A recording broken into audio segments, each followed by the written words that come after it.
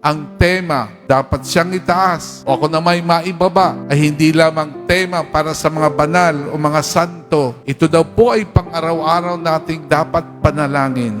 At sino man nagdanais maging tunay at tapat na deboto ni Jesus Nazareno, inaanyayahan tayo nitong temang ito na bumaba mula sa mga trono na tayo mismo ang gumawa at hayaang kunin ni Jesus ang pagkahari sa ating buhay. Sa mundo natin na nahuhumaling sa kayabangan, sa pagpapakitang tao at pagpupromote ng sarili, ang tema natin ay nagpapahayag ng isang katotohanan hindi na dapat nating kalimutan. Life finds its meaning not in self-assertion but in self-offering. Ang buhay ay nagiging mas makahulugan, lalo na sa pag-aalay ng sarili.